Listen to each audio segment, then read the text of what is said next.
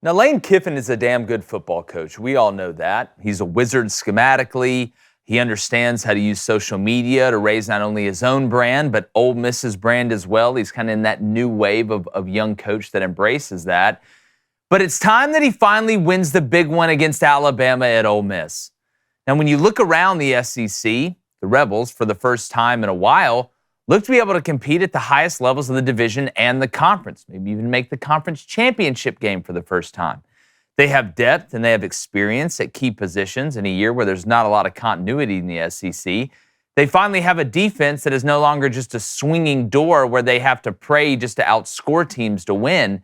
Now, I will say, it's not like Kiffin hasn't beaten any highly ranked teams at Ole Miss. They did take down number 7 Kentucky last year, a team that went on to finish 7-6. And they've beaten some other teams that have hovered around the top 10.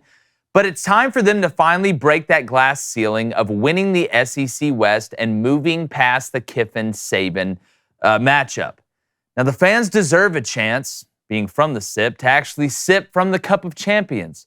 Now, they did tie for the SEC West Championship in 2003, but LSU won the tiebreaker and ended up playing in the championship game.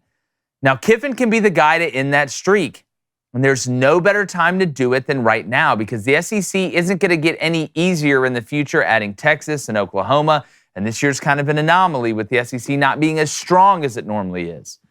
Now, the schedule this season also sets up beautifully for them as well if they can take down the Tide on Saturday.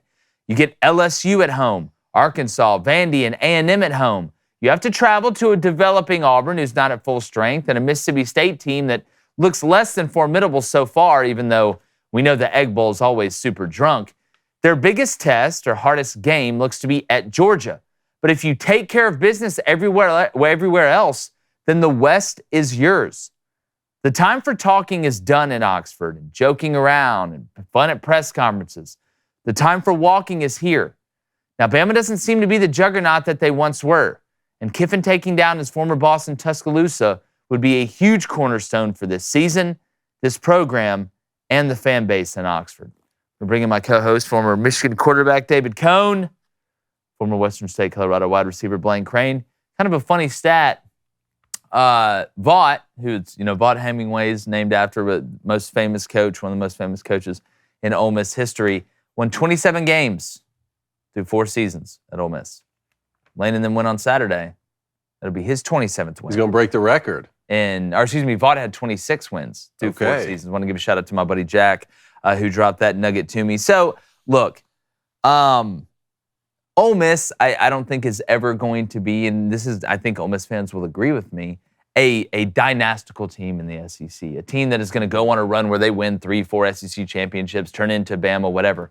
But they can always be very competitive and have a team that has a chance to win it every 3 to 4 years. And when you look with the way the stars align, with the schedule, with what they have returning, with Alabama being down compared to what they normally are, at least what we've seen so far, this is Kiffin's moment. This is the time. Yeah. You just saw Sark go in and do it, all right, at Texas. I'm not saying Ole Miss is as good as Texas, but if Lane's ever going to do it, and I love the joking around and all that stuff, and it's great, but at some point, you got to get over that hump, man. Yeah. And there's not a better opportunity for Ole Miss and Lane Kiffin to take down Vader than this Saturday. I don't think we'll hear the "get your popcorn ready" line this week. You won't hear that. I was talking with one of my neighbors last night who's an Ole Miss fan. He said, no matter how much hope we have, it always ends in heartbreak. And I said, hey, man, I felt that when he said that. A couple interesting things here. Man, Nick Saban's going to have to face 3 of his former offensive coordinators this year. That's what happened. Already lost to Sarkisian. You got Lane Kiffin coming in. You're going to play Jimbo Fisher later in the season. That's just one interesting narrative. And then you were talking about going on the road at Alabama and Georgia for Ole Miss. I don't think another SEC team does that. I think Ole Miss is the only team that has to go on the road to Alabama and to Georgia this season. But, I went back and looked at some of the footage for Ole Miss against Tulane because that was really the strongest test that we've seen. And you can't say like, oh, that was just some group of 5 team that Ole Miss, kind of overlooked for much of the game because Tulane's a great football team. And you went on the road. A lot of people picked Tulane to win that game, and they were up with 6 minutes left in the third. Now, Ole Miss ends up taking care of business late in that game, but you saw the turnover by Jackson Dart late. all right? And he was able to bounce back from that and make some big throws in the fourth quarter. I think that's really what this is going to come down to me, because Alabama's clearly going to ride with Jalen Milroe. Will they tailor the offense around him, like we've been saying, and get him on the move, Q power, Q draw, all that kind of stuff, rather than 3-step drop, 5-step drop? That's Alabama's side. They got to go deal with that. But if it turns into this back and forth game where it's close, is Jackson Dart going to turn the football over in key moments? Because Lane Kiffin's going to call a similar game that Steve Sarkisian called. We broke down the plays the other day. I mean, running that ping concept against quarter, half, you're going to get all the same stuff. These are the brightest offensive minds in the game. But Quinn Ewers didn't turn the football over for Texas, and they're able to hold on and win late against Alabama. That's what I'm looking for. And then is Ole Miss going to get pushed around up front the way that they did against in a lot of moments in that Tulane game? But you have an offensive line for Alabama who we've been talking about the size of them, but they haven't been pushing people around. I mean, they're barely beating South Florida. A lot of interesting things here, man. I'm just going back and forth on this game. Yeah, and Blaine, I mean, you look at it, there's a bunch of different ways to dissect it, but you always start with health, right? Your best ability is availability. Availability, baby. Quinshon, I know the Franklin kid at wide receiver that they said is good to go. He's a hell of a player. Quinshon Judkins, he's beat up. Obviously, that's your horse at running back. Is he going to play?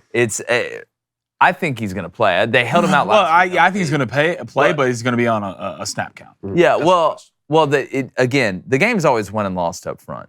We look at the pass rush, Alabama not being able to get to Quinn Ewers. Jackson Dart's a lot different player than what Quinn Ewers is. There's obviously a lot more, quarterback design runs. You run the zone read aspect of it. Jackson's, I think he's fine on the move. His biggest problem in the past has been not seeing intermediate defenders. It seems like most of his turnovers aren't deep balls. It's not in the quick game necessarily. It's in that intermediate passing game. Seeing Will, seeing Mike, seeing Nichols, seeing down safeties when they buzz down and it's man free and you got one in the sky and it's manned up everywhere else.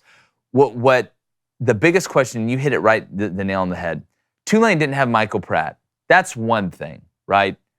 But the way that Tulane was able to box with Ole Miss up front and stop the run, because there's a common misconception that guys like Lane Kiffin and Lincoln Riley and Josh Heupel and Kendall Briles and Garrett Riley, they want to throw the ball around, right? No, this is a run-to-pass offense. Right? This isn't an offense where he wants to go and throw it 45 times against Bama. Now, if Bama's going to sit there and heavy up the box and give them matchups on the outside, then that's another story. But Lane does want to run the ball.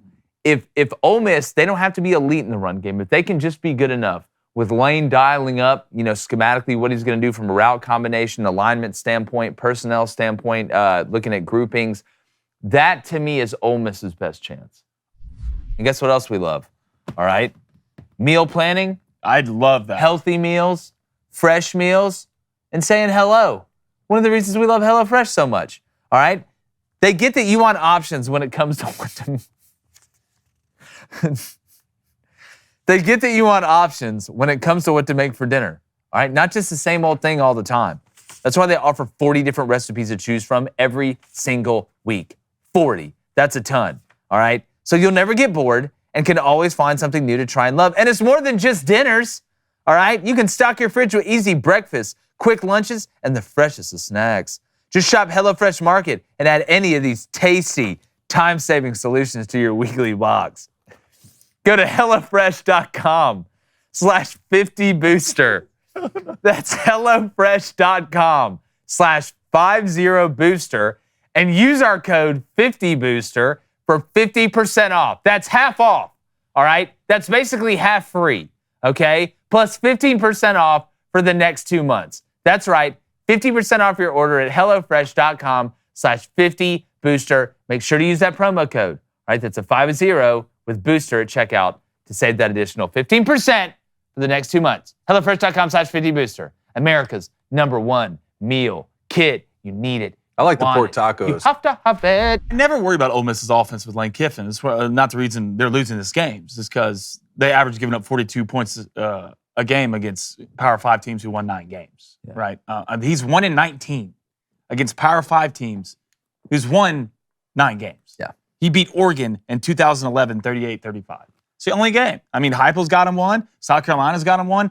The defense is what is holding the Ole Miss back, and this is nothing new. But there's ever a year to take him down before he's gone, because I don't know how much longer Saban's got. If you want to beat your dad in the driveway, all right, This is the year you have to do it. All right? Does Milroe stay in the whole game? I mean, what does it look like? It could be a coming out party for Bama, or it could finally be the Ole Miss thing getting over the hump. But I think, to be honest with you, it's calling ambulance, Nick Saban, but not for me, for you. I think Bama's going to come out and have a big day. Wasn't impressed with Ole Miss versus Tulane without Pratt. I don't think their defense is there. Their offensive line looks shaky the entire game. Jackson Dart is growing. He's getting better. We're seeing him develop as a quarterback. He's still looking through linebackers, which scares the hell out of me because that is such a hard problem to fix. But I do think Ole Miss is going to keep this game close, but I think Bama maybe a little bit late because Bama's defense, and they might not rest the passer, but you're not going to be able to run the ball on them. Yeah, yeah, and again, I think Ole Miss's defense is under Pete Golding. I like automatically better. They're better. They're good enough in this year in the SEC West to win the SEC West.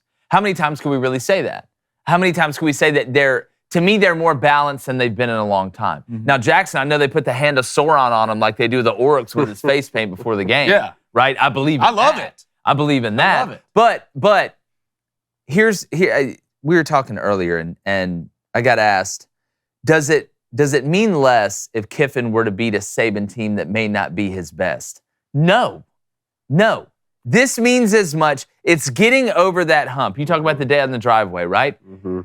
Your dad, your father's not his college age anymore. No. He's not at his best. But the first time you beat him in the driveway in basketball, it doesn't matter if he was 24 or 44. Mm-hmm. That's the game you won. And I think the thing with Ole Miss fans, and I love what Lane does with social media, right? I think he's embraced kind of that wave in recruiting. Some of the stuff he says, it is what it is. But like all jokes aside and all trolling aside, eventually you got to go get one, dog.